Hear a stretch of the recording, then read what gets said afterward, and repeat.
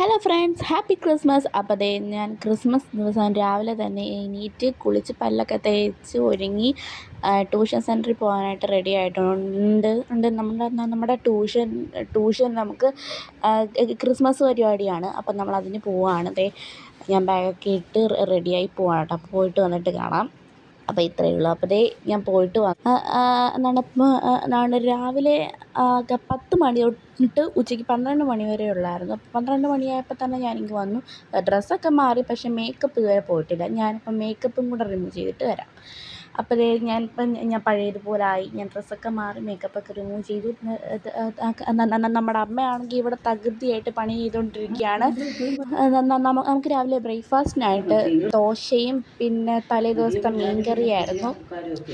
അത് നല്ല രീതിയിൽ കഴിച്ചിട്ടുണ്ടായിരുന്നു. ഞാൻ ബ്രേക്ക്ഫാസ്റ്റ് കഴിക്കാതാണ് പോയത്. ബ്രേക്ക്ഫാസ്റ്റ് കഴിക്കാനൊന്നും സമയം കിട്ടിയില്ല.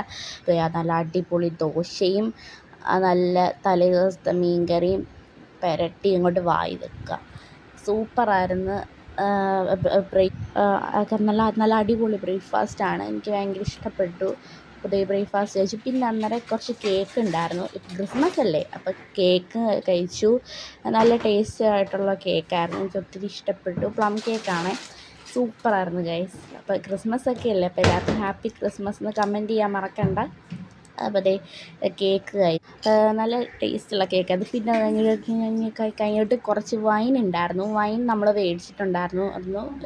ഇന്നലെ രാത്രി തന്നെ മേടിച്ച് ഫ്രിഡ്ജിൽ വെച്ചിട്ട് സ്റ്റോക്ക് ചെയ്തിട്ടുണ്ടായിരുന്നു. അപ്പം വൈനും നല്ല രീതിയിൽ കുടിച്ചിട്ടുണ്ടായിരുന്നു. നല്ല ടേസ്റ്റുള്ള വൈനായിരുന്നു കേട്ടോ. എനിക്ക് ഒത്തിരി ഇഷ്ടപ്പെട്ടു. നിങ്ങൾക്ക് ഇഷ്ടമാണോ ഇഷ്ടമല്ലയോ എന്ന് കമൻറ്റ് ചെയ്യാൻ മറക്കണ്ട. വൈൻ എനിക്ക് ഭയങ്കര ഇഷ്ടമാണ്. നല്ല അടിപൊളി ടേസ്റ്റുള്ള വൈനായിരുന്നു. എനിക്ക് ഭയങ്കര ഇഷ്ടമാണ്. പിന്നെ അതേ നമുക്ക് ഉച്ചയ്ക്കുള്ള പ്രിപ്പറേഷനായിട്ട് ക്രിസ്മസ് ഒക്കെ ആയതുകൊണ്ട് തന്നെ നമുക്ക് എന്താ പറയുക, ബീഫ് മേടിച്ചിട്ടുണ്ടായിരുന്നു നമ്മുടെ ഉച്ചഭക്ഷണത്തെ കറിയായിട്ട്. അപ്പം ബീഫൊക്കെ വെക്കുകയാണ് കേട്ടോ. ഞാൻ അമ്മയെ ഒന്ന് സഹായിച്ചു കൊടുത്തു. പിന്നെ അതേ ഞാനും അമ്മൂമ്മയും കൂടെ ആ സമയം കൊണ്ട് TV കണ്ടു. പിന്നെ അതേ നമ്മുടെ വൈൻ തീർന്ന വഴി അറിഞ്ഞു.